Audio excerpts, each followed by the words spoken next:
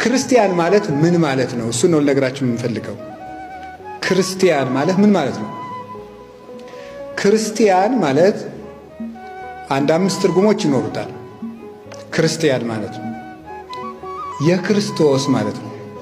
ክርስቲያን ማለት የክርስቶስ ማለት ነው።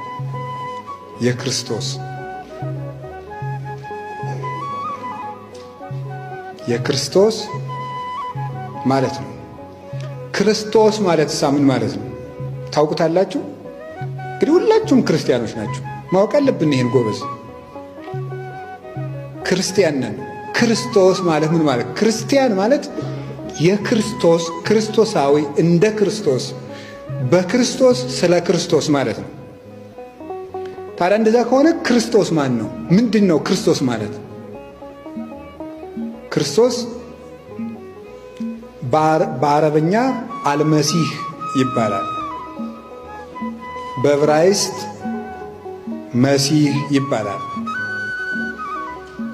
በግሪክ ክርስቶስ ይባላል።